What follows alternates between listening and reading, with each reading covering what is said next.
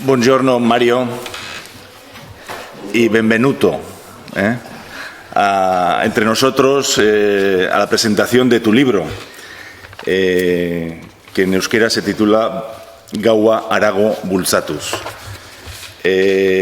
Primero, me perdonarás, hablaré yo en euskera, explicando las circunstancias del libro y algo más sobre el libro. Y luego te daré la palabra a ti para que nos cuentes lo que a ti te parezca y nos lo traducirá Koldo, que está aquí en la mesa. Koldo Biguri, que es uno de los traductores, Koldo Biguri, y Lourdes Auzmendi, que están a mi lado. Pues así empezaré yo a hablar en euskera. Sé que no entenderás mucho, pero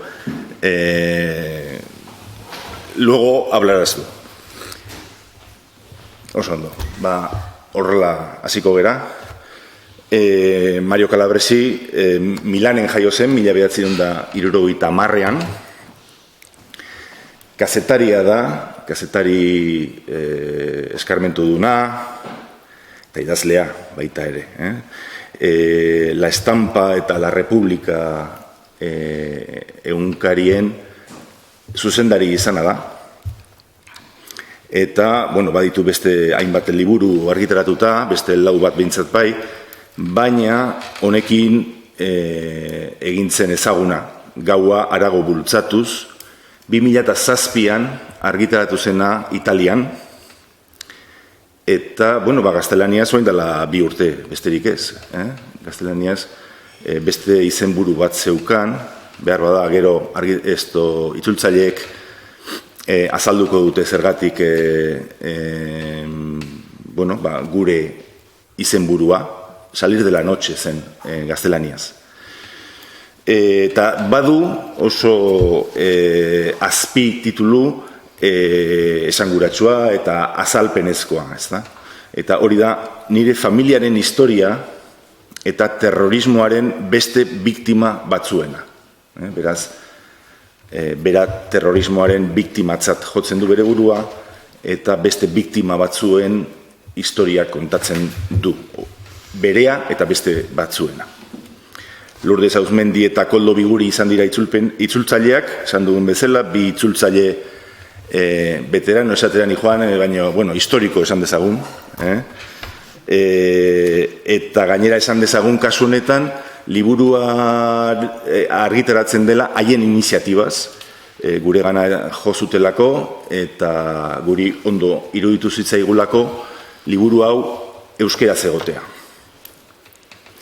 Gaua Harago Bultzatuz ez fiziozko lan bat da. Mario Calabresiren esperientzia batean oinarritzen da, eta esperientzia hori da Mario Calabresiren aita, Luigi Calabresi, polizia komisarioa zen Milanen, eta, gertakari batzuen ondoren eraila gertatu zen,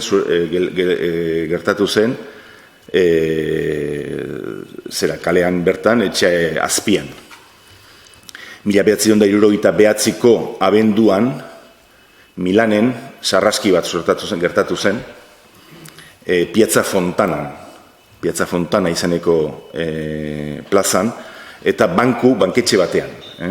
17 hildako gertatu ziren, eta poliziak pentsatu zuen anarkistak edo izan zirela. Eta anarkista pare bat edo atxilotu zuten, eta bat, Giuseppe Pinelli, leiotik bera erori edo zen. Horren gainean daude zera asko, bersio asko, egon dira behintzat, gaur egun pentsatzen da erori gintzela, baina teoriak eraskotakoak daude. Gero jakintzen, Piazza Fontanako sarraski ora etzela anarkisten ekintza baizik eta ultraeskuindarrarena, baina hala gertatu zen urte horietan. Pinelliren leiho hartatik erortzearen ondorioz, esateako Dario Fok, antzerkilari famatuak eta gero Nobel saria jaso zuenak, liburu bat kaleratu zuen, anarkista baten istripuzko eriotza izenekoa, eta famatua egin zena. Ura izan zen Luigi, Marioren aitarentzat, sufrikarioaren hasiera. Eta bera jotzen zutelako errudun zera horretan, ezta? Leiotik erortze horretan. Eta, gero konprobatu da, ez zegoela gela hartan, eta ez zela berak ez zuela ezer egin hori gertatzeko. 1972an, lota kontinuako terrorista batzuek, Luigi Calabresi hil zuten bere etxe azpian autoan sartzen ari zela. Eta, Mariok ikuspegi personaletik aztertzen ditu aitaren kontrako atentatuaren aurreko eta ondorengo gora berak.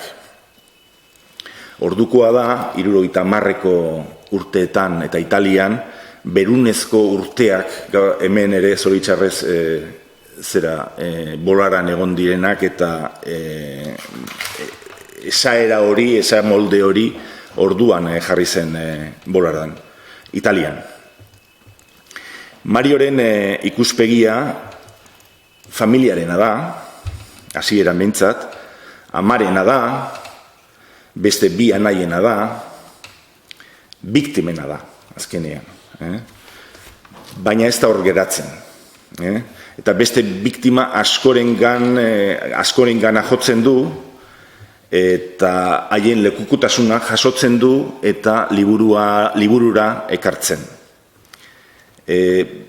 Bere historia da kontatzen duena, baina Italiaren historia kolektiboa kontatzen du azken finean liburuan.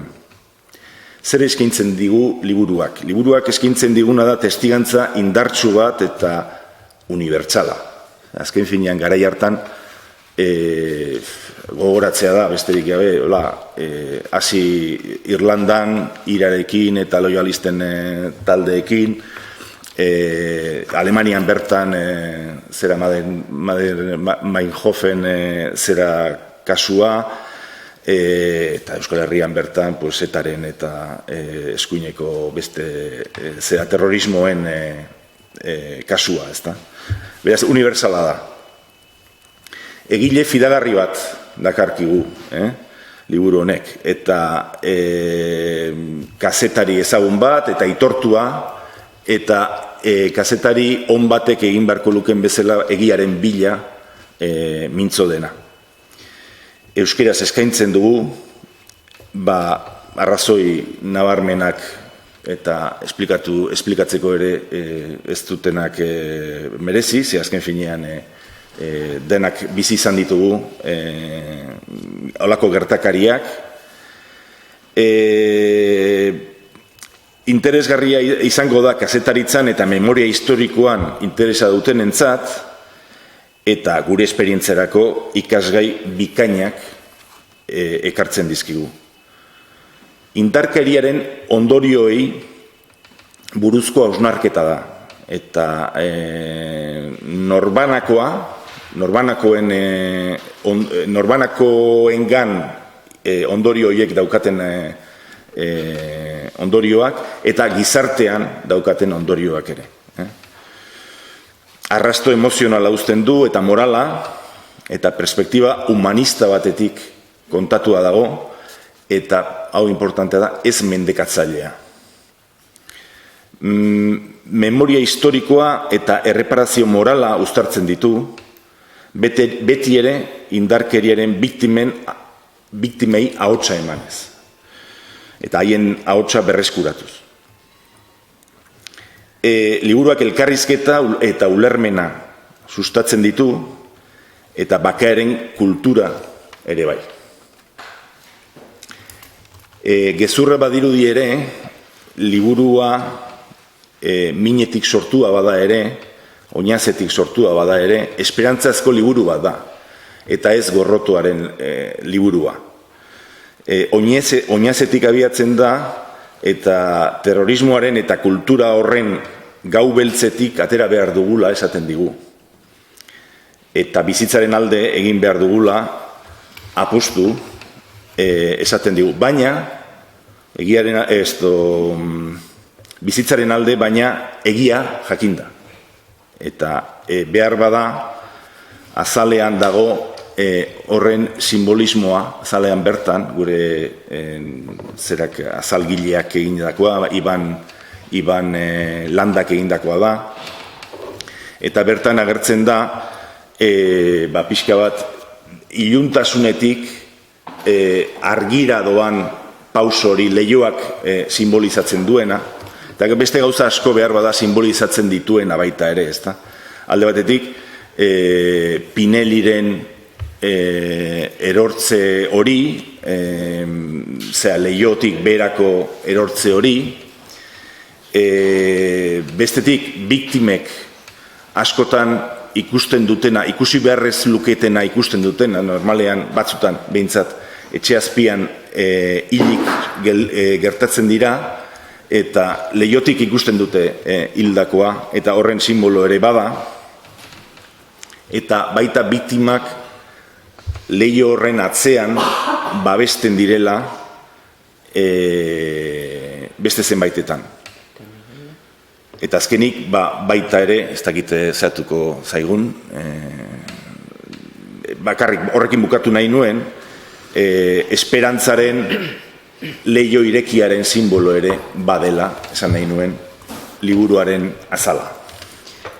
Eta kasu honetan, benvenuto.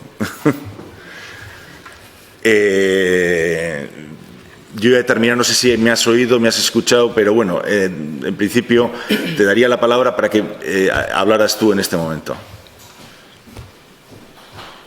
Grazie. Sono molto orgoglioso e molto contento che questo libro venga tradotto in lingua basca. Questo libro ho fatto un lungo viaggio partendo dall'Italia, perché è stato tradotto in Germania, in Francia, negli Stati Uniti, in Spagna e ora in lingua basca. È un libro che ha continuato a camminare. E io credo che questo accada perché questo libro parla una lingua universale.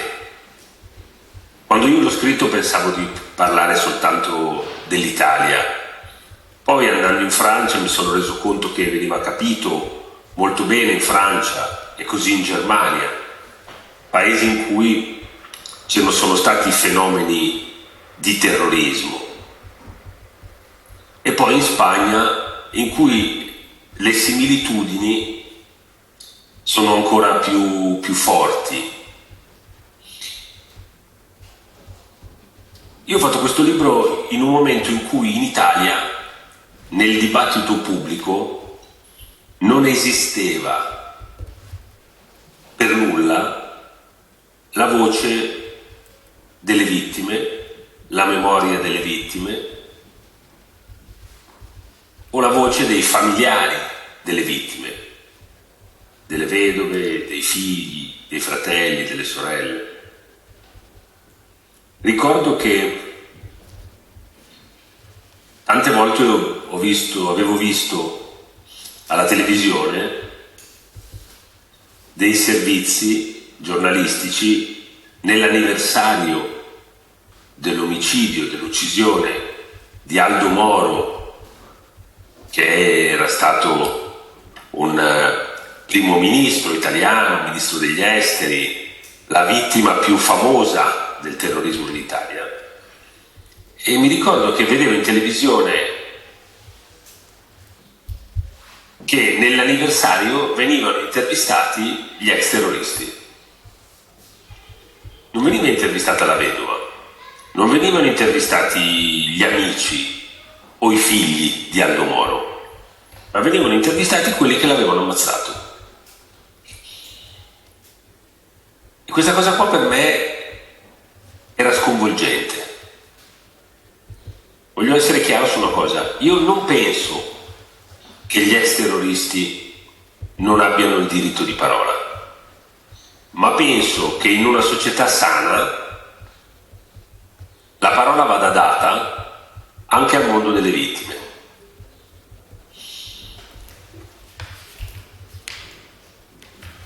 Vorrei che mi fermo qui per la traduzione. Sì, va bene, grazie. Ok. Bueno, lehendabizi esan du oso arro eta oso pozik dagoela liburu hau euskaraz argitaratu delako. Esan du baita ere liburu honek oso bidaia luzea egin duela argitaratu zen 2007 urte hartatik. Eta Italiatik abiatuta beste hizkuntza eta beste herrialde askotara iritsi dela. Eta gainera bidea egiten jarraitzen duela euskarazko itzulpena lekuko. Eta hori da, bere ustez, liburu honetan hizkera unibertsal batean hitz egiten delako. Berak liburua idatzi zuenean, esan du, Italia bakarrik zeukala buruan, Italiaz bakarrik pentsatzen zuela, eta bakarrik Italiarako balioko zuela bere liburuak, baina geroago itzulpenei esker eta beste herrialdetan atera duenen ikusi du beste herrialde horietan, Frantzian, Alemanian edo Espainian ere bai, oso ondo ulertua izan dela. Eta jarraitu dezaten, 2007 hartan liburua atera zenean Italian, publikoki edo eztabaida publikoan biktimen ahotsik etzela entzuten, biktimen memoriarik etzela egiten, ez da familien ahotsik etzela entzuten ez da ere. Eta aipatzen du gauza berarentzat mingarri eta harrigarri bat ere, eta izan zen,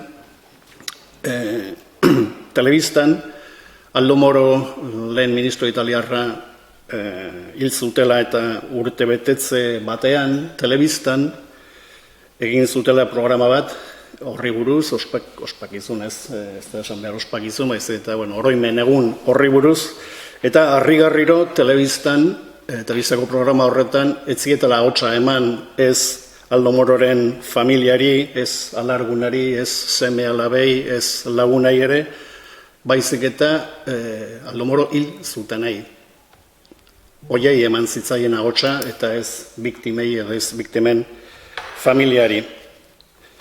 Berak oso argi dauka esan du, berak ez duela uste terroristek edo terrorista izandakoak ez dutenik eskubiderik hitz egiteko, baina bere ustez gizarte osasuntsu batean lehentasuna eduki behar dute biktimek eta biktimei batez ere eman behar zaie ahotsa. Sí. Puoi continuare avanti se vuoi.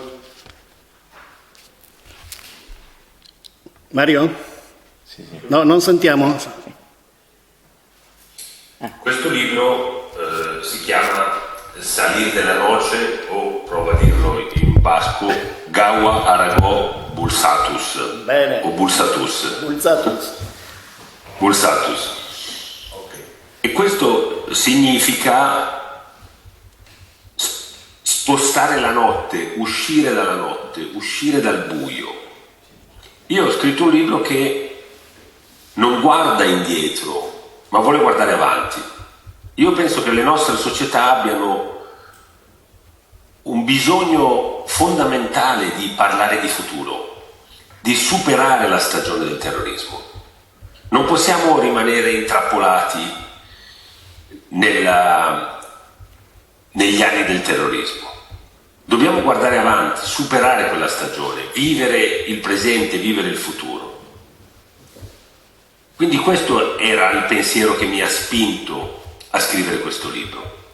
Però mi sono reso conto che per poter spingere la notte più in là, per poter uscire dalla notte, bisogna essere molto rispettosi della memoria della verità e della giustizia. Non si può voltare la pagina della storia se non c'è rispetto per tutto questo e se non c'è rispetto per le vittime. Non ci può essere una vera pacificazione nella società se non c'è una memoria corretta, se si rimuove quello che è successo. Noi dobbiamo guardare avanti, ma questa è la mia idea, ma sapere bene che cosa è successo, conoscere le responsabilità di quello che è successo. Se noi conosciamo le responsabilità di quello che è successo, allora possiamo guardare avanti con più serenità, altrimenti restano nella società delle ferite, della rabbia, dell'incomprensione, che non permetterà di camminare serenamente guardando avanti. E questo è il lavoro fondamentale che va fatto, che in Italia è stato fatto non dai partiti politici, ma è stato fatto soprattutto da una figura che è un po' sopra le parti, che è quella del Presidente della Repubblica.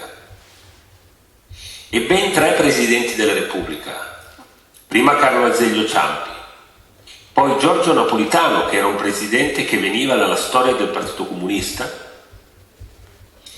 e ultimo Sergio Mattarella, tutti e 3 hanno lavorato molto per dare valore alle vittime, per dare valore alla memoria e anche per chiedere dove non c'era che ci fosse verità. Queste loro parole di chiarezza hanno aiutato molto l'evoluzione della società italiana e anche una pacificazione del dibattito pubblico.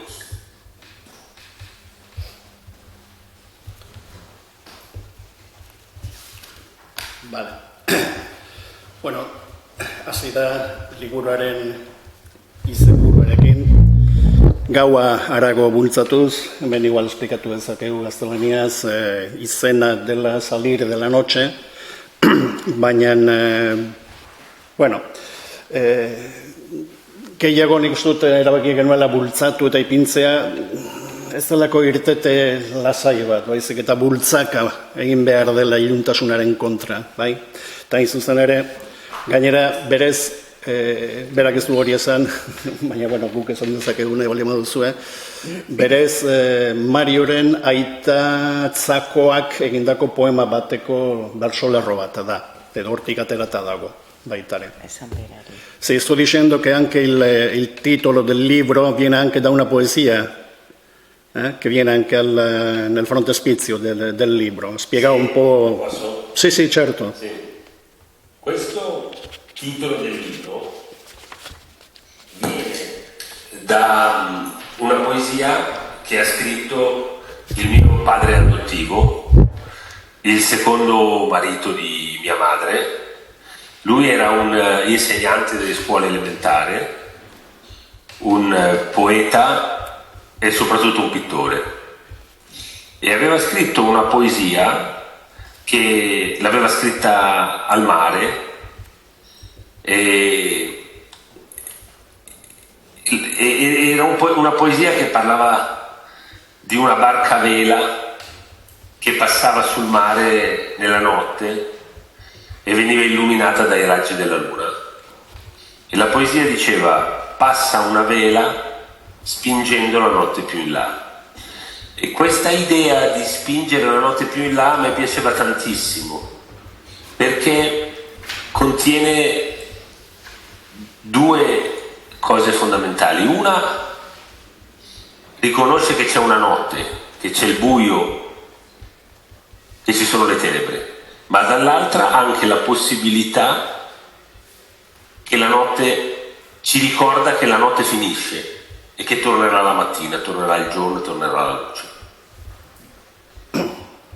Grazie. Bai, bueno, gutxi gara bera nik esan dudana, bere aitatzakoak edo bere amak izan zuen bigarren senarra berriro eskondu zen, eta gizon hura irakaslea zen, poeta eta batez ere pintorea zen. Eta liburuaren hasieran ere agertzen da poesiaren zati hori hain zuzen ere, eta poesia horretan, poesia hori idatzi zuela, esan du itsaso ondoan zegoela, eta momentuan nolabait belontzi bat ikusten da gauaren erdian, hilarearen izpiek argiztatuta, eta irudi hori asko gustatu zitzaiola, poemako berso hori asko gustatu zitzaiola berari, eta ideia horretatik abiatu zuen bere liburuaren izenburua. Bi gauza oso oinarrizkoak esaten dituelako, batetik gaua hor egon badagoela, iluntasuna hor badagoela, baina aukera badagoela gauetik irteteko eta ondoko egunean egun argia ikusi ahalko dugula berriro ere. Itzuliko naiz lehenago esan duen horretara, bai? Ordan, titularekin jarraituz, esan du liburua idatzita dagoela ez atzera begira, edo ez atzera begiratzeko, izik eta hain zuzen ere kontrako aurrera begiratzeko. Berak behar handia sentitu izan duela beti ere etorkizunaz hitz egiteko, eta uste du terrorismoaren gaitza edo terrorismoaren izugarrekeriak ezagutu dituen gizarte batentzat beharrezkoa dela etorkizunari buruz ere hitz egitea eta terrorismoaren garaia gainditzea. Baina horretarako beharrezkoa dela errespetuan oinarritzea.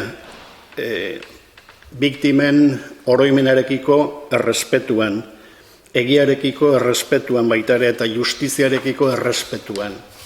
Horrela bakarrik lortu daitekela orrialdea pasatzea. Errespetua mantenduz batez ere biktimei eta harien oroimenei. Ezin delako bakea egin gizarte batean oroimen justorik gabe. Orduan, aurrera begiratu bai beharrezkoa da, baina beti ere gizarteak ondo jakinik zer gertatu den. Eta errespetu horretan oinarrituta, eta horrela gizarte horrek serenitatea irabazi ahalko duela. Bestela, zauriek hor jarraituko dutela, ezin ulertuak hor jarraituko dutela. Bukaeran esan du hori guztia pixkanaka lortuz joan dela Italian, eta esan du ez dela hori izan alderdien ekimenez, edo alderdi politikoei esker, edo alderdi politikoen bitartez, baizik eta Italiako Errepublikako 3 presidenteek egindako lanari esker. Aipatu ditu Azeglio Ciampi, Giorgio Napolitano, mundu komunistatik edo mundu komunistaren hurbiletik etorritakoa, eta Sergio Mattarella, liburuan bertan ere agertzen dira aipatuak noski, eta nolako lan handia hartu zuten haiek ere pertsonalki hori guztia lortzeko, Italiako gizartea osasunera itzultzeko. Beti ere, berak esaten duen bezala, errespetu hirukoitz horretan oinarrituta, da biktimei, memoriari eta egiari zor zaien errespetuan oinarrituta. Bai, horrengo puntuak dira. Puoi continuare. Grazie. Vado a concludere. Oggi credo che sia molto importante, oltre a quello che ho detto, che vengano utilizzate le parole corrette. Io sono un giornalista, ho fatto giornalista tutta la vita, ho avuto la direzione di 2 dei più importanti giornali italiani e credo che una cosa fondamentale sia quella del rispetto delle parole, di chiamare le cose con il loro nome.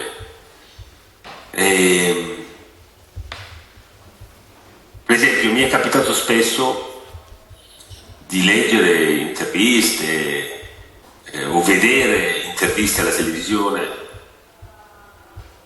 a ex terroristi che parlavano della loro storia, che magari parlavano di che cos'è il carcere, parlavano della necessità di fare dei cambiamenti, facevano anche discorsi che potevano essere interessanti, positivi, costruttivi.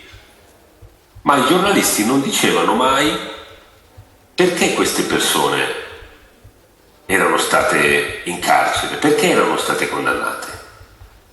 Come se ci fosse un imbarazzo a ricordare che magari erano degli assassini e chi avevano ucciso. E io trovo che questo sia, per esempio, uno dei comportamenti più terribili, perché in questo modo viene completamente eliminata dalla storia e dalla memoria la vittima. Non esiste più. Invece, secondo me, bisogna usare le parole giuste, bisogna avere il coraggio di dire, di ricordare le responsabilità. Però attenzione, io non lo dico perché penso, come spesso si fa nella battaglia politica, che si usano i morti per fare battaglia politica. Io ogni volta che qualche partito politico ha pensato di usare la memoria di mio padre per fare battaglia politica, immediatamente gli ho chiesto di smetterla pubblicamente. Non si devono utilizzare le vittime del terrorismo per fare lotta politica, ma bisogna pretendere che la memoria, la giustizia e le responsabilità non vengano nascoste, non vengano dimenticate, non vengano oscurate.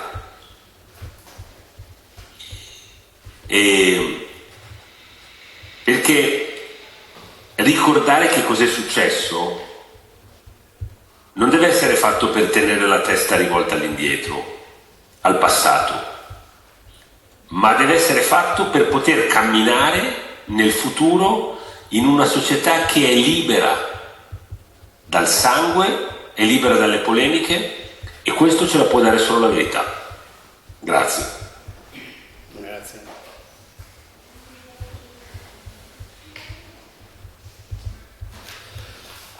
Bai, bukatzeko, esan du oso garrantzitsua dela beti ere hitz zuzenak erabiltzea, hitz justoak erabiltzea. Gogoratu duera kazetaria dela eta bi egunkarian diren zuzendaria ere izan dela, eta horregatik uste du hitzarekiko errespetu osoa eduki beharra dagoela. Eta garrantzitsua dela gauzei beren izenez deitzea baita ere.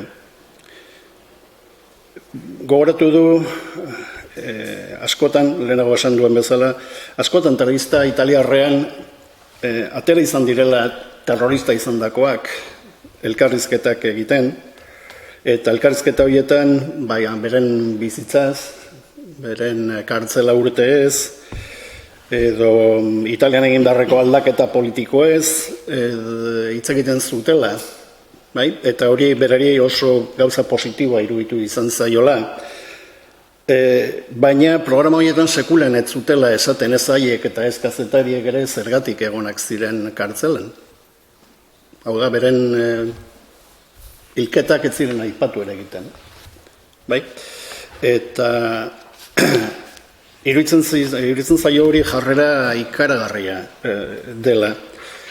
Hain zuzen ere, horrela, biktimak erabat ezkutatu egiten direlako, erabat baztertu egiten direlako, erabat ahaztu egiten direlako, existituko espalira bezala. Horregatik esaten du, beharrezkoa dela hitz zuzenak, hitz justoak erabiltzea, erantzunkizunak gogoratzeko ere bai. Norbere erantzunkizunak. Eta biktimak ez direla ez da ere erabili behar borroka politikoetarako, edo alderdien arteko borroka politikoetarako. Berak beti norbaitek alderdi politiko batetik erabili nahi izan duenean bere aita, hain zuzen ere borroka politikarako, berak beti publikoki ahotsa altxatu duela horren kontra. hemen ere ezagutzen dugu horrelako kasurik, bai? Ikusten dugu oso gertutik, eragiten digun gai bat ere badela, bai? Eta gizarte batean odolik gabe, jada bizi daitekeen gizarte batean, garrantzitsua dela aurrera begiratzea, lehenago esan duen bezala, jakinik zer gertatu den, baina bakarrik atzera ez begiratuz. Baizik eta etorkizunerantz ibiltzeko hain zuzen ere. Baina horretarako beharrezkoa dela erantzukizunak garbi edukitzea, eta batez ere historia honetan batez ere galtzaile izan direnen oroimena ondo gordetzea. Hori izan da. Allora, Mario, grazie. Non sappiamo se qualcuno ha una... Forse qualcuno ha una domanda a farti? Qualcuno? Norbaitek zerbait galdetu nahi? No. Ci vediamo in ottobre. Grazie. Zerbait esan nahi ez? Aspetta un po'. Zazpian ateratzen italian. Bueno, hori gure artean bai. È una questione per noi, allora. Va bene. Grazie. Arrivederci. Buona giornata a tutti, grazie. Anche a te. Arrivederci.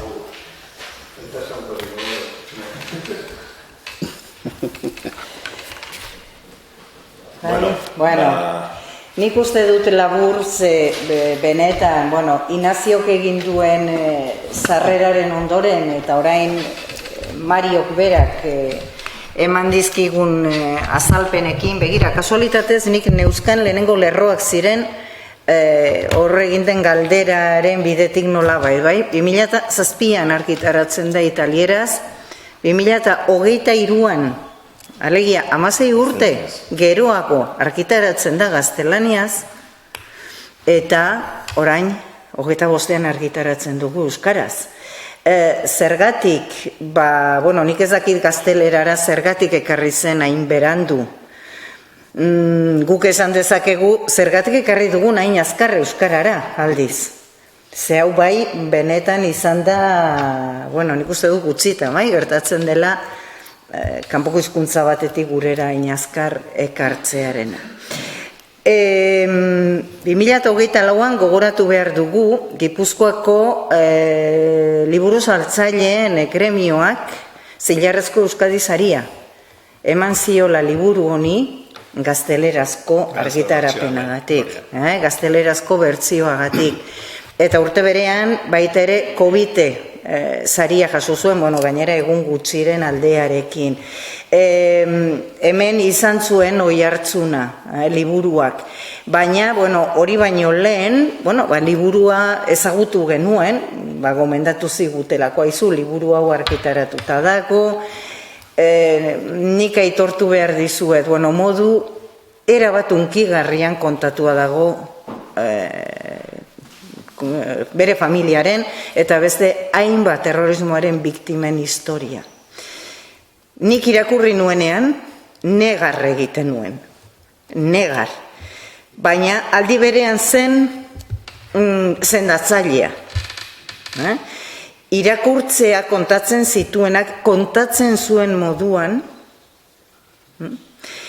nik uste du benetan liburu, sendabide bat dela, bai. Eta zergatik, bai, esan du Inaziok, gure iniziatiba izan zela, iniziatiba eta momenturen batean agian presio pixka bat ere egin genuen, ezin egona geneukalako, erabaki genuenean, hau euskarara ekarri behar dugu liburu hau. Euskarara ekarri behar dugu, euskaraz argitaratu behar da, eta gainera izan behar du euskal, punta-puntako euskal argitaletxe bat. Ezin gara joan, argitaletxe asko daude, historia laburragoa dutenak, eta horrezan genuen, ez, punta-puntako bat nahi dugu. Eta ez genuen zalantzarek izan, ereinera jo genuen. Eta ereinek baiezko eman zuen eta hemen dago emaitza. Horregatik nik benetan eskerrak Erein argitaletxeari, gure eskabideari erantzun ziolako, bai? Eta zergatik euskaraz? Nik behintzat buruan denbora guztian, liburua irakurtzerakoan, denbora guztian buruan nituen hainbat eta hainbat biktima. Euskal Herriko, men jasandako terrorismoaren biktimak. Eta buruan nituen biktima hoien aurrean begiak izten dituztenak. Eta askotan gainera, aitzakiak, baino ez direnak erabiliz, hizkuntza dela, gure kultura dela, beti hor atzean nolabai gordetzen dira. Aitzakia hoiek bota, eta hemen daukazue, zuen hizkuntzan, gure euskeran, gugandik ez hain urrun egoera politiko desberdin batean, baina azken batean ondorio berdinak izan zituen terrorismo baten historia. Esan da, Inaziok azpimarratu du, gorrotorik gabe idatzitako liburua da gainera. Mario Calabresik ez die gorrotorik bere aitaren hiltzailei. Gorrotorik gabe, mendeku gogorik gabe, alderantziz, gizartean, elkar ulertzea, elkarrizketa, beti nagusitu dadin aldarrikatuz. Horrela bakarrik lortuko delako, eragin diren zauri horiek denak sendabidean jartzea. Eta nik uste dut alde horretatik bi meritu ikaragarri dituela liburuak dudarik gabe. Eta merezi duela irakurtzeak. Eta da, batetik, egia eta justizia bilatzen ditu, eta bestetik, bilaketa horretan, biktimek Italian egin zuten bidean, lortu zuten maitasuna bilatzea. Lortu zuten pakea bilatzea. Lortu zuten nolabait, gizarte bat sendatzea. Eta nik uste du dudarik gabe adibide oso ona dela guretzat ere. Horixe, nire partetik besterik ez. Eskerrik asko, gauza bat Koldori hitza eman aurretik. Lurdesek aipatu du Ereinera ekarri zuela, ez dakit punta-puntako ez dakit, baina hor dagoen, aurrean dagoena bintzat. Argitaletxea egia da, Ereinek erabaki zuela, gero Igelan argitaratzea, Igela eta Erein gaur egun batuta daudelako, eta guk pentsatu genuelako justu aurreko liburua, Adania Xiblirena, detaile xume bat, eta beste egoera lazgarri bat zehatzen duena, Israelekin zerikusia daukana, eta Palestinoen egoerarekin zerikusia daukana, biak elkar osatzen zutela nola baitere, ezta? Eta horrela erabaki genuen, biak itzulpena gainera, elkarren ondoan jartzea. Hori zehaztu nahi nuen, Koldori hitza eman aurretik. Beraz, Igelaren liburua da. Pena da, esan behar nuen Erein argitaletxea izan da, espero nuela guk ereindako hazi honek fruitu emankorrak edukitzea etorkizunean. Igela izan da, espero dezagun Igela hau printze bihurtzea ahalik eta azkarren. Bale, nik ideia xume batzuko aita ere. Liburu oso unkigarria da, egia da, Biktimen eta familien ahotsa ekartzen duelako eta haienon bizipenak haiek, baina ez dira zentratzen bakarrik hilketan, bai, beti biktimak gogoratzen ditugunean hemen, beti ere gogoratzen dalako egunetan hil zuten, dalako zerbait, bai. Eta ez da hori, ez da nekrologika bat liburu honek egiten duena, bai. Mariok bere aita bizia gogoratu nahi du, eta beraita biziaren oroitzapenak, berak eduki ezin dituenak, bera bi urteko aurra zelako hil zutenean, beraz oroitzapen bakarra dauka, eta miresgarria, 2 urterekin berak gogoratzen zuen, baiatzekien ametsa haute zen, zer zen, noizbait aitaren sorbalda gainean egona zela, musika banda bat entzuten, eta liluratuta ikusi zuela tromboi bat, eta ukitu nahi izan zuela, eta beti ukiztuen oroitzapen hori, eta etzekien benetako oroitzapena zen, 2 urterekin nork gogoratzen du, bai, ezer bere bizitzaz, bai, eta gero jakin zuen baietz, amaren bitartez jakin zuen hori egia izan zela, amaren zatera gauza harrigarria izan zena, eta gainera gero edukizuen horren egiaztape fotografiko bat eta guzti, bai, ordan imaginatu berarentzat. Era honetako detaileak dira benetan hunkigarrienak. Ez bakarrik, eriotzaren inguruko, errua nork duen ez duen, gauza asko aipatzen ditu, gauza asko jorratzen ditu, ez bakarrik hilketa, bai, terriblena etzen hilketa izan berez, terriblena izan zen segurazki Marioren aitak 2 urte luze xamarretan jasan bar izan zuen kanpaina, etengabea bere kontra, bai? Hau da, ezker muturreko alderdi edo mugimendu guztiek batez ere berarengan zentratu zuten beraien amorrazio guztia, bai? Eta horrek ere pentsarazten digu baita ere, bai? Hori gezurra zen, baina, garai horretako gizartean, estatuaren aldetik zetuzen gauza asko beti ere ezkerretik zalantzan jartzeko ohitura zegoen, edo hori sistematikoki egiten zen, eta Italiako kulturako hainbat izen handi ere postura horretakoak ziren baita, bai? Orduan, eta horrez pentsarazten ditu aita ere, hori nola gezur batek suntsitu ezakeen pertsona bat, eta hori gaur egun jasaten dugun beste zerbait da. Bai, fake news deitzen diogu orain, oso modernoak garelako, baina gezurra, betiko gezurrak dira, azken batean, bai. Eta gezurrak ze mingarriak izan daitezken, ze ikaragarriak izan daitezken, maila personalean eta maila sozialean, bai.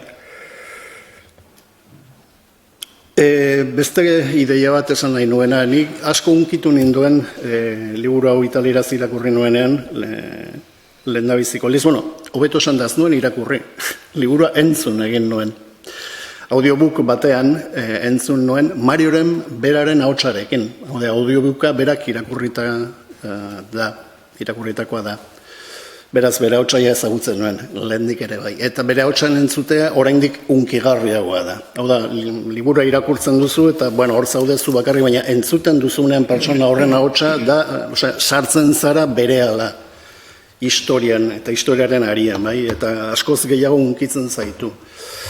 Eta ez dakit, pentsarazi zidan hemen Euskal Herrian esan nahi dut, edo estatuan nahiago baldin baduzu esatea, azken urte hauetako joera ezote den terrorismoari heltzea fikzioaren ikuspegitik. Esango nuke pelikula batzuk egin izan dira, zoritxarrez uste gero eta gehiago dauela modan, orain teleseriak eta egiten ari dira, eta infiltratutako jendea eta historia horiek. Eta ondo dago fikzioa ere bai, fikzioak ere hunkigarriak izan daitezke, baina nik ere faltan botatzen dut berak esaten duen bezala, bai, biktimen edo biktimen familien ahotsa, eta bereien bizipenak ezagutzea. Beti gogoratzen ditugu, bai, beti gogoratzen dira publikoki esan nahi dut, alako hil zutela ez dakizan bat urte dira, alako hil zutela ez dakitzer, baina ez dakigu ezer persona horri buruz, persona horrek bizi izan zuenari buruz, edo beren familiakoek jasan izan zutenari buruz, ez da bakarrik hilketa, baizik eta lehenago gertatzen dena eta geroago gertatzen dena baita ere, bai? Oso gauza hunkigarri bat ere badago, aipatzen du beste biktima baten, polizia kasu honetan, beste polizia baten alabaren kasua, bai? Noski aitaren zerari gabe, bizibiderik gabe, horbiderik gabe, diru iturririk gabe geratzen dira, familiak, eta askotan hori ez da gogoratzen, bueno, estatuak laguntzak ematen dizkio, baina jende batzuentzat hori ere kritikagarria da, biktimak kritikatzen dituzte estatuaren sostengoa izateagatik, eta kasu konkretu batean, ekartzen du adibide bat, ez, polizia horren alaba bati, eskaini ziotela lan bat, Napolin bizi baitzen. Eta zer lan eskainiko eta kale garbitzailea. Bai, bueno, hau ikargarria da. Bai, ezin dira biktimak horrela tratatu. Ezan, ez hemen eta ez inon. Bai, horan errespetuarena, berak esan duen bezala. Hemen ere eduki beharko genukena. Edo hildakoen erabilkeria politikoa, hemen zoritxarrez oraindik atzean utzi ez duguna. Bai? Ez dakit inoiz iritsiko ote garen, batzuentzat oso probetxugarria delako. Lourdesek aipatu du, ez duela inolako gorrotorik, ez duela inolako mendekurik nahi izan liburu honekin. Alderantziz, oso hunkigarria den beste gauza bat ere bada, eta hemen ondo legoke norbaitek hausnarketa egingo balu, hemen aipatzen da, bere momentuan, bueno, goratu atentatua 72an izan zela, ja, beraz pasatu dira ja 50 urte, beraz gauza luzea da, jendea ja adinez ja nagusitxo semarrak dira, eta halako momentu batean Italian planteatu zen indultua ematea hiltzaile hoiei, hain zuzen ere, 3 batez ere izan ziren kartzelan egondakoak, eta familiari eta konkretuki bere amari hain zuzen ere, eskatu ziotela, edo galdetu ziotela, ea ados ote zegoen indultua ematearekin, ala ez, eta niretzat oso hunkigarria da, berak Mario Gere liburu honetan esaten duena, guk ez daukagu hor ezer esatekorik, familiak ezin du zama hori bere gainen eduki, ez zama bat delako, baizik eta hori ez delako justizia, hori justizia mediebala da, berak esaten du horrela espreski, hori justizia mediebala da. Zeinetan familiak erabakitzen duen, hori, hiltzaileak zanolako patua eduki behar duen, eriotza, erre, suutean, zer egin behar den. Guztiz kontrakoa, bera esatu, estatuak eduki behar dura erantzunkizun hori. Eta kartzelan egondako persona horrek bete baldin baditu, indultua jasotzeko egin beharreko balintza guztiak, bereiek ez daukatela ezer esateko. Bai? Eta hemen oraindik gabiltza zoritxarrez horrekin bueltaka. Baitaren, iruditzen zait. Bueno, azken parte hartze bat, azken gauzatxo bat. Liburua oso hunkigarria eta oso takit nola daitu, bueno, esan dezagun horrela, izateaz gainera oso ondo idatzita dago, ikaragarri ondo idatzita dago. Ez fikzioa da, baina irakurtzen da, gaizki behar da sonatuko du, baina ia fikzioa baliz bezala.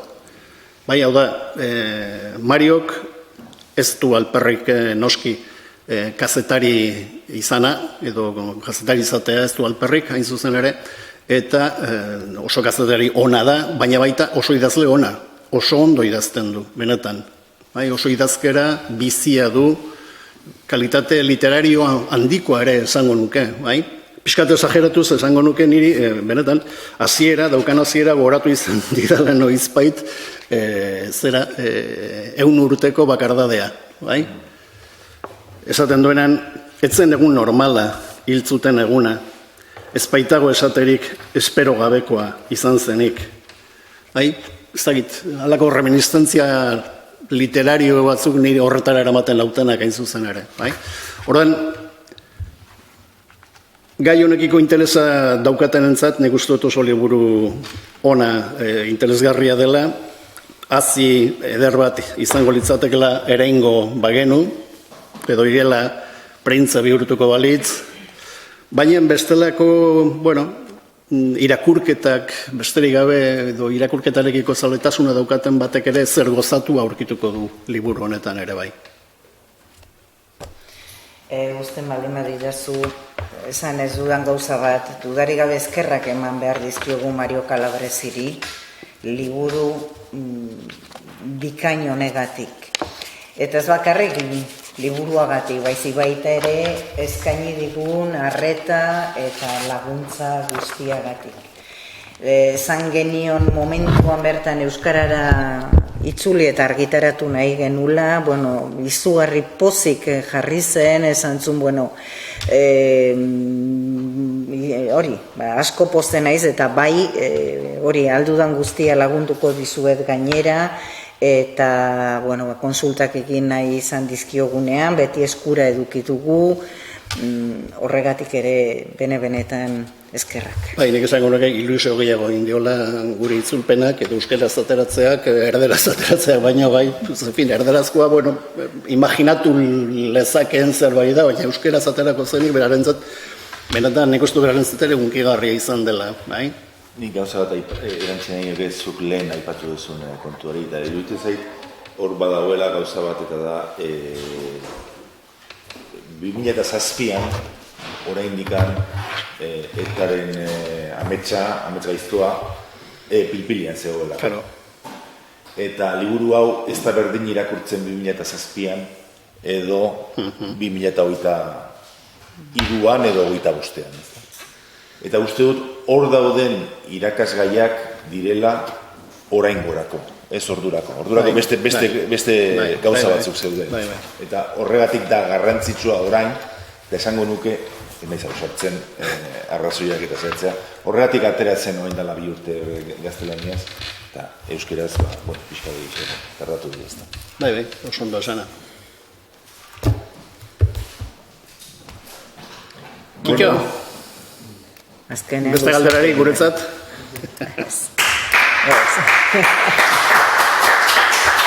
Eskerrak itutik. Eta eskerrak etorri zareten, hoi? Bakarren bat Australiatik etorri zaigu beraz, pentsa.